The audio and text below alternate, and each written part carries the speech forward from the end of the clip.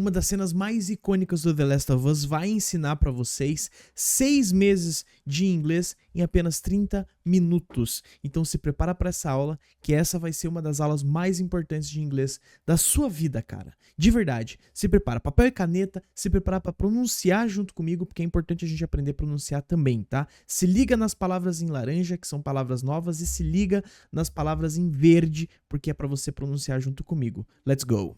Well, I guess we're both disappointed with each other then.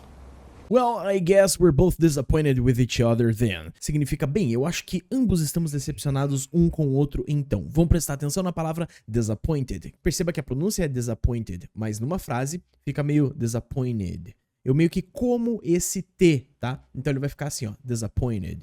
I'm disappointed with you. E daí, a gente tem essa outra palavra que eu também grifei aqui em laranja, então é uma palavra nova, prestem atenção nela, que é then. Then, tá? Lembra que a pronúncia é do TH, sempre é aqui, ó, língua entre os dentes e faz um som de abelha, nesse caso aqui, ó, then, que significa então, porém ele pode ser utilizado em duas maneiras. Dá uma olhadinha aqui na primeira, ó, I went to the mall, then I saw her. Então você percebe que é eu tô juntando duas frases, que tá juntando duas coisas que aconteceram, ó, fui até o shopping, I went to the mall. Lembra que went é o passado do verbo go. Se vocês estão assistindo as minhas aulas, vocês já estão ligados, já estão manjando muito de passado, né? Then I saw her. Então eu utilizo essa palavra aqui, ó, then, para juntar duas ações que aconteceram. Ó, fui até o shopping, então eu vi ela. I went to the mall, then I saw her. Ou então ela pode ser utilizada de outra maneira, que é esse quando você quer dar uma ênfase em algo que você... Ah, então vamos fazer isso? Vamos então? Esse then também faz esse papel desse mesmo então no português, ó. Olha só o meu segundo exemplo. Let's go then. Vamos então. Sabe aquele amigo que fica, vamos. E só fala. Então, daí você fala, hey man, let's go then. Ei, então vamos então, tá bom? Well, I guess we're both disappointed with each other then. What do you want from me? What do you want from me? Ou seja, o que você quer de mim? What do you é uma frase que a gente utiliza para perguntar o que você. A gente, para fazer uma pergunta no inglês, a gente precisa utilizar uma pergunta no presente simples, a gente precisa utilizar o auxiliar do quando a gente está perguntando you. Então, sempre quando for o que você faz, o que você cozinha, o que você dirige, essas coisas, então você vai perguntar what do you mais o verbo na forma básica, do jeito que você quiser. Tudo bem? Então, que nem, por exemplo, aqui, olha só esse exemplo que eu separei aqui pra vocês aqui, ó. What do you wanna eat? What do you wanna eat? Lembrando que se vocês estão assistindo as minhas aulas, wanna significa want to, tá? Só que a gente fala tão rapidinho, want to, que fica wanna, tá? What do you wanna eat? What do you wanna eat? O que você quer comer? E daí, from me significa de mim. Então, sempre quando você tá falando dessa palavra from, você tá falando de, no sentido de origem, né? Ah, como por exemplo, I'm from Brazil. Então, from, eu sou do Brasil, da minha origem, ok? Let's continue. What do you want from me? Admit that you wanted to get rid of me the whole time. Admit that you wanted to get rid of me this whole time. Olha só que interessante, admita que você queria se livrar de mim esse tempo todo, tá? O passado de want é wanted. A gente adiciona um ed só para jogar esse verbo pro passado, tá? É o que a gente chama de passado simples e esse é um verbo regular. Os verbos regulares são bem simples, você coloca o ed no final deles e tá tudo certo. Olha só, I wanted a new car. Perceba, a minha pronúncia é wanted, tá? Vai ter uma pronúncia diferente de verbo para verbo. Então tem verbo que nem, por exemplo, call, o passado é called. Perceba que não é called, não, é called, tá? E também tem uma possibilidade de você pronunciar com um sonzinho de T, que seria kissed, que é o verbo kiss, por exemplo. Ou então o verbo wash, washed.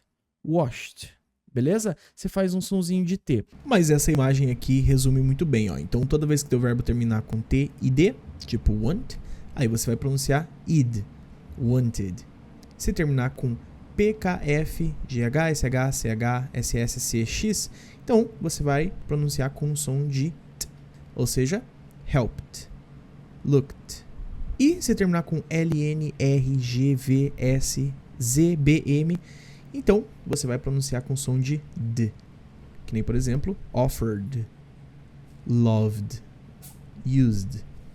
Ou então vocês podem procurar, se vocês estão assistindo aqui no curso English Quest, o Past Simple, que nessa aula eu explico para vocês como que pronuncia corretamente cada um desses verbos. O próximo verbo que eu queria falar com vocês é o get rid, que significa se livrar. Olha o meu exemplo. We need to get rid of this car. It sucks. Então, we need to get rid of this car. Get rid significa se livrar de algo. Então, ó, precisamos nos livrar desse carro. É uma droga. We need to get rid of this car. It sucks. Ok? It sucks, no inglês, a gente usa pra falar, tipo, isso é uma droga. It sucks. What do you want from me? Admit that you wanted to get rid of me the whole time. Tommy knows this area Oh, better fuck than... that. Tommy knows this area better than... Tommy conhece essa área melhor do que... Aí continua depois ali, a gente vai ver a continuação dessa frase. Mas eu queria que vocês prestassem atenção no knows. Significa sabe, saber, né? Só que perceba que tem um S aqui no final dele, né? Porque o verbo normal é só know, sem o S, tá? A gente adiciona um S porque é uma terceira pessoa no singular. Então, ele sabe. O que é uma terceira pessoa no singular, André? Não entendi. O que é isso? Você não concorda comigo que numa conversa tem I, primeira pessoa, you, segunda pessoa? Eu e uma pessoa aqui, ó. Eu e você, duas pessoas. E daí quando a gente fala de uma terceira pessoa, então daí a gente está se referindo a outra pessoa. Tipo, meu pai, meu irmão, ele, ela, o presidente, tanto faz. Mas eu tô falando de uma terceira pessoa que não faz parte desta conversa. Isso é uma terceira pessoa. Então, quando a sua terceira pessoa, você está falando de uma terceira pessoa e ela está no singular, você vai utilizar o S no verbo. Ou então, como os professores gostam de falar, toda vez que você tiver o he, o she ou o it, tá? He, she, it, você vai adicionar o S no verbo, tá? Quando a gente está falando de uma frase no presente simples. De novo, se vocês estiverem aqui no curso English Quest, vocês podem procurar ali na barrinha de busca Present Simple ou então Presente Simples e você vai achar a aula que explica tudo sobre o Present Simple, ok? Vamos continuar. Tommy knows this area Oh, better fuck than... that. Well, I'm sorry. I trust him better than I trust myself. Well, I'm sorry, I trust him better than I trust myself. Bem, me desculpe, eu confio nele melhor do que eu confio em mim mesmo. Trust him seria confiar nele, tá? Esse him é um object pronoun. Seria um pronome de objeto. Pronomes de objeto indicam, né, o objeto da sentença. Tudo aquilo que recebe a ação é um objeto, tá? Normalmente, eles vêm depois do verbo. Então, nessa lista aqui, a gente pode utilizar as palavras que vão antes do verbo, né? Nessa primeira lista aqui, ó. I, you, he, she, it, we, they. Toda essa lista aqui vocês já conhecem. Aí, normalmente, depois do verbo, né? Então, ó, a gente tem daí o verbo aqui no meio, e daí depois do verbo é essa lista aqui, ó. Então, me, you, him, her, it, us, them. Como, por exemplo, aqui, ó, I, então eu, o meu verbo tá aqui, né? Love her, ou seja, eu amo ela. E aqui também tem um outro exemplo aqui que eu queria que vocês se atentassem, ó. We, ou seja, nós. Olha o meu verbo aqui com uma preposiçãozinha, então, we work with, ou seja, nós trabalhamos com them. Them seria o quê? Seria o pronome de objeto do they, ou seja, eles ou elas. We work with them. Nós trabalhamos com eles. No meu exemplo aqui, I trust my mother. Ou seja, eu confio na minha mãe.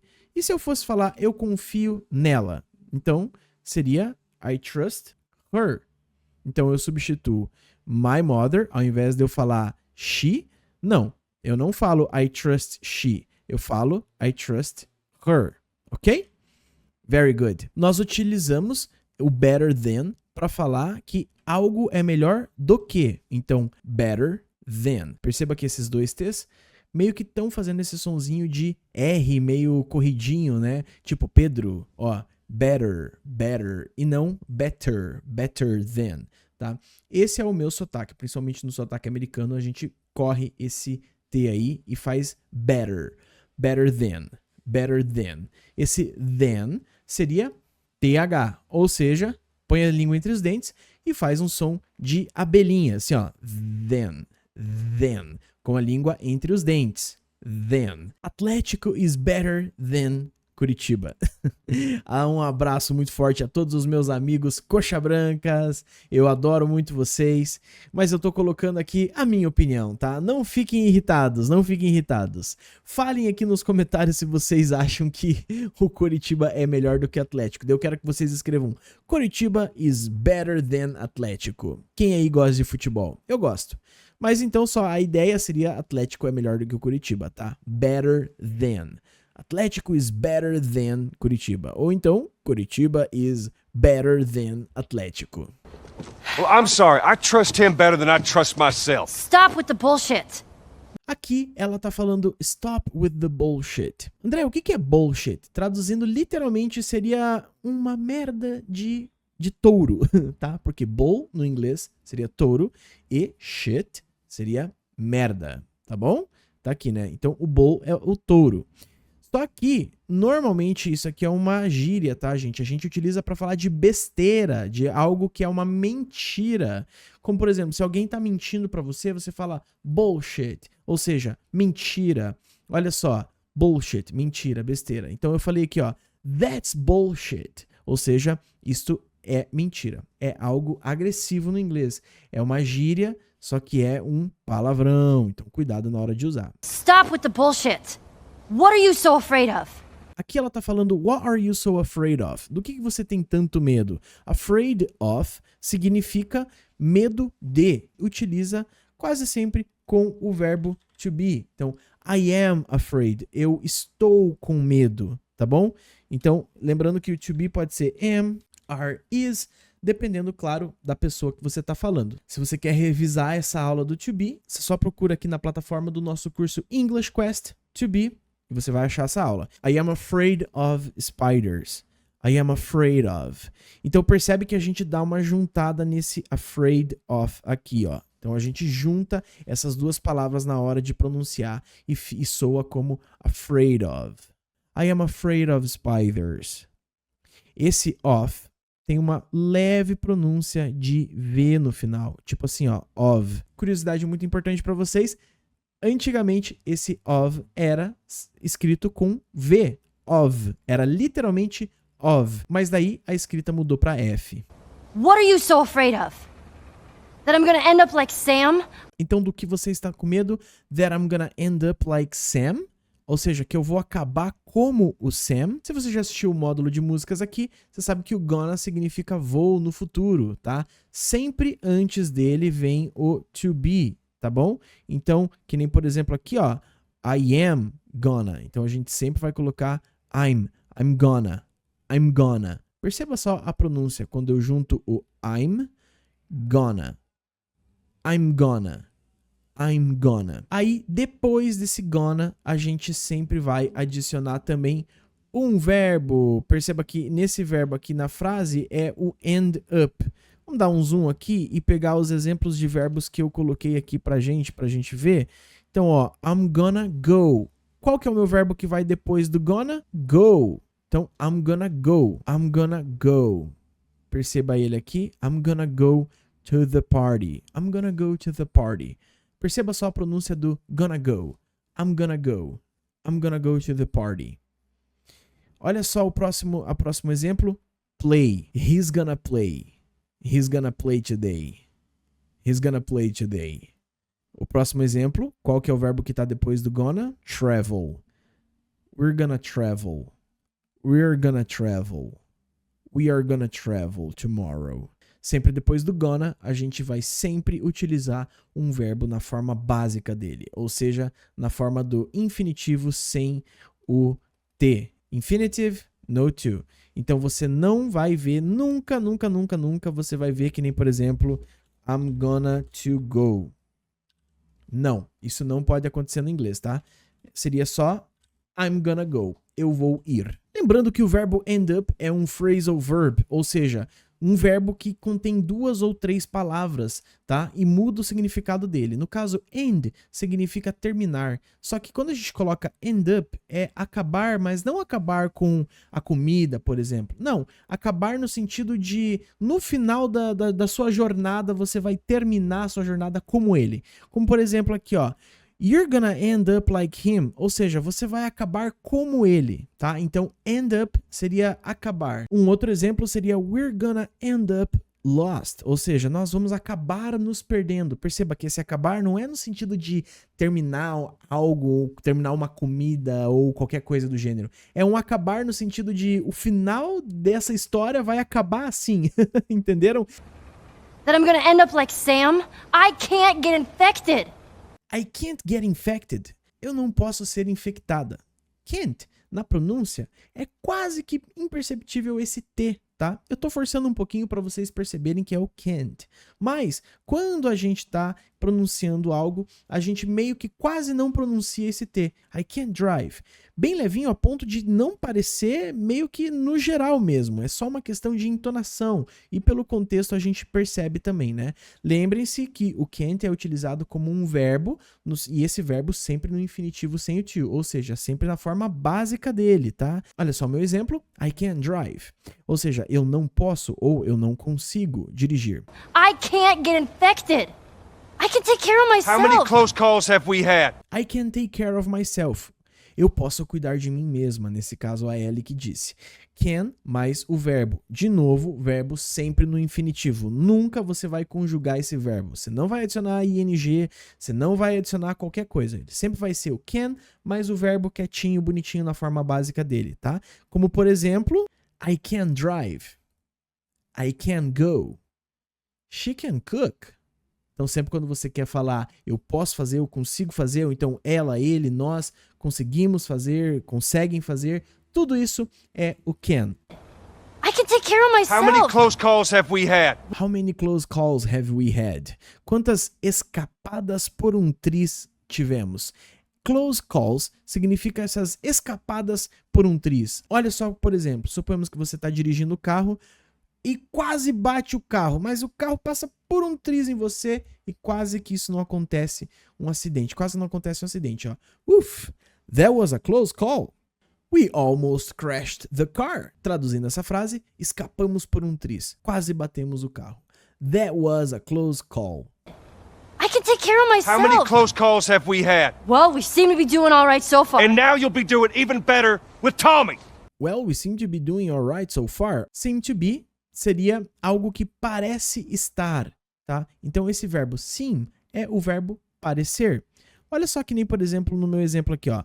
He seems to be okay. Lembra que eu falei pra vocês que a gente coloca o S na terceira pessoa no singular? Então tá aqui, ó. Olha o S aqui, ó. He seems, tá? He seems to be okay. André, isso vale pra todos os verbos? Tem alguns verbos que são exceção. Os modais, por exemplo, e alguns auxiliares, às vezes eles não recebem esse S. Mas nos verbos normais, vamos chamar eles assim de verbos normais, eles vão receber o S que nem o seem está recebendo aqui, porque é uma terceira pessoa no singular. He, she ou it, tá? O outro exemplo, she seems to be worried. Ou seja, ela parece estar preocupada. Sempre quando você quer falar que alguém parece estar de qualquer forma, você vai utilizar he seems, she seems. Continuando com o so far. So far significa até agora. The road is good so far. Ou seja, a estrada está boa até agora. Isso me lembra muito Supernatural, The Road So Far, ou então eles só colocavam o so far, ou seja, até agora. Isso daí era uma maneira que eles utilizavam para, né, explicar o que estava acontecendo até agora naquele capítulo que estava prestes a começar no Sobrenatural, Supernatural. Eu adorava essa série. Well, we seem to be doing all right so far. And now you'll be doing even better with Tommy. And now we'll be doing even better with Tommy. E agora estará ainda melhor com o Tommy. Will be doing seria no sentido de vai estar. Ué, André, mas esse doing não significa fazendo? É, mas lembra que no inglês, quando a gente quer perguntar para uma pessoa como que você está, a gente às vezes pode utilizar how are you doing? ou seja, como que você está fazendo. Fazendo o que, André? Fazendo a vida, fazendo a vida. Então, às vezes, esse doing tem que tomar cuidado, porque realmente, na maioria das vezes, ele significa fazendo, fazer, no sentido de a lição de casa ou fazendo uma tarefa, mas só que às vezes ele pode ter esse sentido de perguntar como que a pessoa tá, como que você tá fazendo a sua vida, tá? Então, will be doing no sentido de vai estar. Olha só o meu exemplo, I will be doing even better with her, ou seja, eu vou estar ainda melhor com ela. E daí eu também queria destacar a palavra even better, tá? Even better é ainda melhor. Ou, melhor ainda, né? Olha só que legal o meu exemplo, ó. I wanted a car, but my parents gave me something even better, a truck. Então, eu queria um carro, mas meus pais me deram algo ainda melhor, um caminhão. Eu sou péssimo para criar exemplos, tá, gente? Então, esse even better significa ainda melhor. Agora tá na hora da gente participar do nosso teste. Eu vou tocar essa cena completa de novo para vocês, só que dessa vez sem legenda, sem português, sem nada. Apenas no áudio vocês vão ouvir e vão entender essa cena completa, beleza? Essa é a parte 1 do vídeo e daí a gente vai continuar para a parte 2 depois do teste. A gente vai terminar esse diálogo completo. Let's go. Well, I guess we're both disappointed with each other then. What do you want from me? Admit that you wanted to get rid of me the whole time. Tommy knows this area. Oh, better fuck than... that. Well, I'm sorry. I trust him better than I trust myself. Stop with the bullshit. What are you so afraid of? That I'm gonna end up like Sam? I can't get infected. I can take care of myself. How many close calls have we had? Well, we seem to be doing all right so far. And now you'll be doing even better with Tommy. Not her, you know. What? Maria told me about Sarah. Ellie? Aqui ela tá falando I am not her, you know? Ou seja, eu não sou ela, sabe? E Maria told me about Sarah, ou seja, Maria me contou sobre a Sarah. Lembra que eu falei pra vocês do object pronouns? Eles estão aqui de volta, que o her seria ela, ou seja, eu não sou ela. Por que a gente tá usando o her e não estamos usando she? Porque esse aqui é um objeto, ou seja, normalmente eles ficam aqui, ó, depois do meu verbo, ok? E olha só, de novo, me é um objeto, ele está depois do verbo, o verbo told, que seria o passado do verbo tell, dizer. Então, a Maria me contou, a Maria me disse, Maria told me. Not her, you know. What? Maria told me about Sarah. Ellie? You are treading on some mighty thin ice here. You're treading on some mighty thin ice here. Ou seja, você está pisando num gelo fino aqui. Isso no inglês, treading on some thin ice, significa pisando em gelo fino. Percebe que quando a gente pisa no gelo fino, tem o perigo desse gelo quebrar e a gente afundar. Então isso é meio que uma ameaça, tá? Quando a gente fala que a pessoa está pisando em gelo fino, treading on some thin ice, a gente está falando que o assunto que essa pessoa está falando é muito delicado. Então, treading on significa pisando em algo, pisando pisando no, tá bom? Existem duas expressões no inglês que utilizam esse treading on, que seria treading on eggshells e treading on thin ice. Qual que é a diferença deles? Eggshells seria em casca de ovo, ou seja, quando você está sendo muito cuidadoso na fala, você pisa em casca de ovo. You are treading on eggshells here, my friend. Você está pisando em cascas de ovos aqui, meu amigo. Ou seja, ele está falando com muito cuidado com a pessoa, às vezes, né, para não ofender a pessoa. A próxima expressão seria You're treading on thin ice, my friend. Ou seja, você está pisando em gelo fino, meu amigo. Ou seja, você está tocando em assuntos delicados. Not her, you know. What? Maria told me about Sarah. Ellie? You are treading on some mighty thin ice here. I'm sorry about your daughter, Joel, but I have lost people too. I'm sorry about your daughter, Joel, but I have lost people too. Ou seja, lamento pela sua filha, Joe, mas eu também já perdi pessoas. O que eu queria grifar para vocês aqui é este I have lost. a gente usa o have mais o participle, ou seja, a terceira coluna de conjugação do meu verbo para montar uma frase no presente perfeito, tá? Que indica uma experiência, boa ou ruim, no passado sem definir uma data. I have lost people too, ela fala eu perdi pessoas. Se você jogar no Google Tradutor, ele meio que não vai ter uma diferença entre passado simples, I lost, e I've lost, eu perdi. Se a gente jogar no Google Tradutor, a tradução vai ser a mesma. Então é difícil para as pessoas que falam português meio que pegar esse present perfect. O que vocês precisam entender é que tem 3 usos no present perfect. A primeira e mais comum é essa questão da experiência.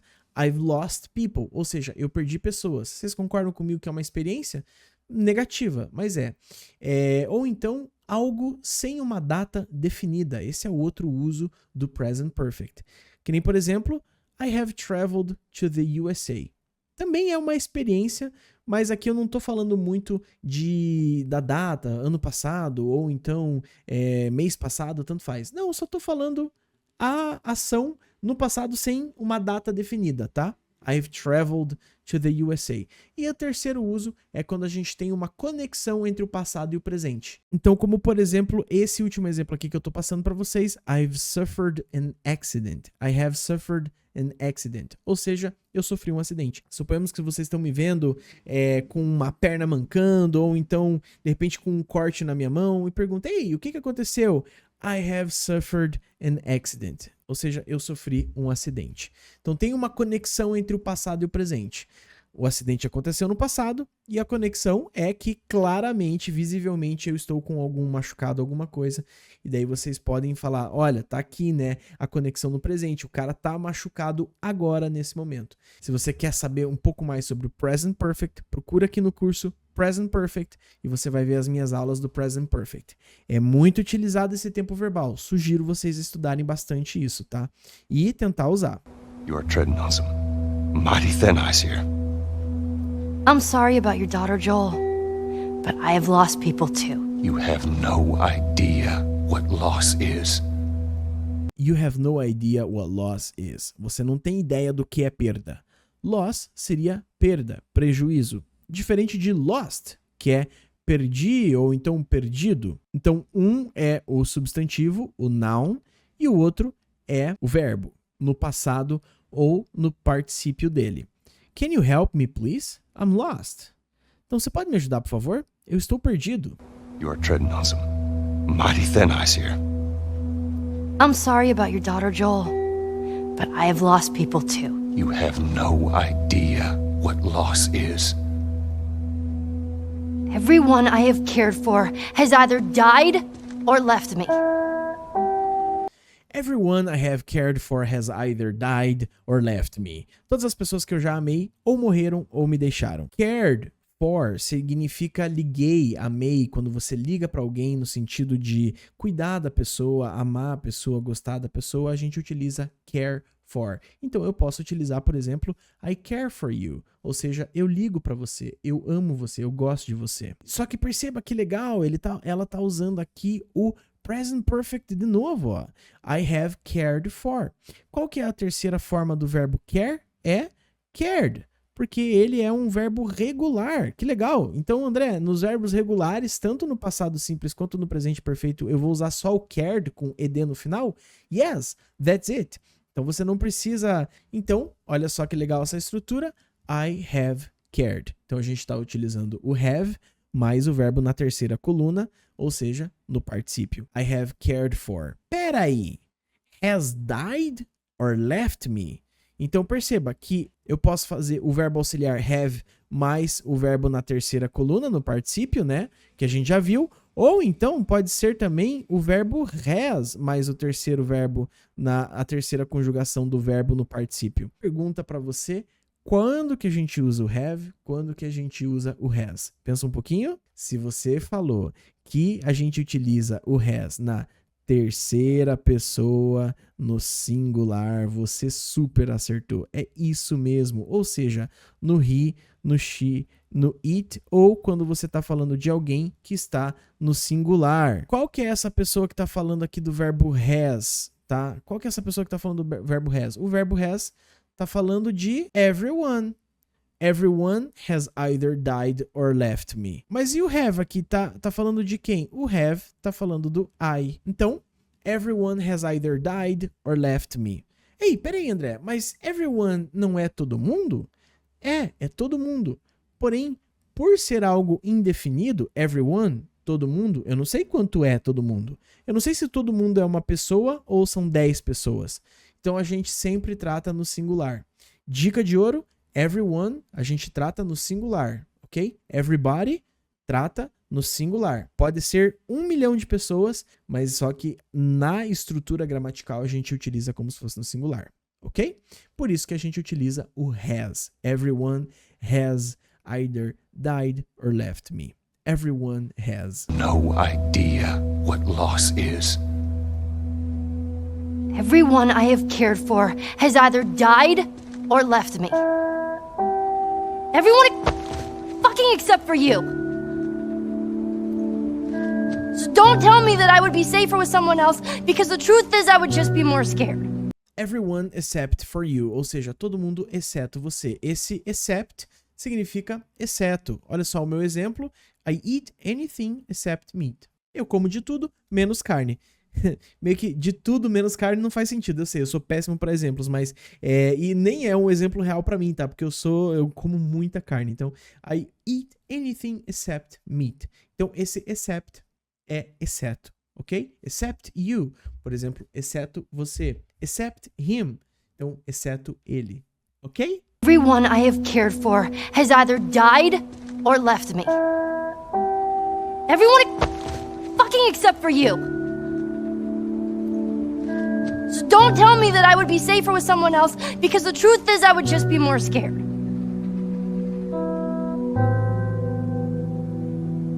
So don't tell me that I would be safer with someone else. Então não me diga que eu estaria mais segura com outra pessoa. Would be, eu queria falar sobre would, guys. O would representa é um verbo modal que representa esse nosso ia, tá? Eu seria, I would be. Faria, I would do. Gostaria, I would like, tá? Então a gente sempre vai usar o would junto com um verbo aqui, ó, no infinitivo, ou seja, na forma básica dele, tá, guys? Então sempre vai ser um verbo junto com o would. Que nem, por exemplo, eu viajaria o mundo, ó. I would travel the world. I would travel the world. Bem importante também para aprender ele, tá? E ele tá aqui de novo, ó, tá sendo repetido, ó.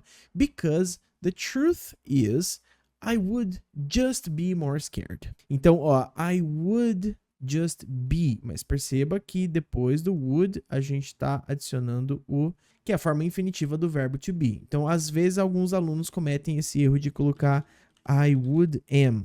Não. I would be. Eu seria. Ok? Agora é claro que a gente vai para a parte 2 do nosso teste. Vocês vão ouvir de novo essa cena e sem suporte de legenda, português, qualquer outra coisa, tá? Então prestem atenção, vai lá e vocês vão entender toda essa cena agora só no ouvido, só ouvindo e vendo ali a cena do The Last of Us. Let's go. Not her, you know. What? Maria told me about Sarah. Ellie? And You are treading on some mighty thin ice here. I'm sorry about your daughter, Joel, but I have lost people too. You have no idea what loss is. Everyone I have cared for has either died or left me. Everyone fucking except for you. So don't tell me that I would be safer with someone else, because the truth is I would just be more scared. Acesse aqui o link embaixo e veja se você quer se tornar um aluno do curso English Quest e deixar eu te ajudar aí nessa jornada do inglês. Eu espero que vocês tenham gostado da aula. Se vocês estão me assistindo aí pelo YouTube, se inscreve para receber mais aulas maravilhosas assim como essa.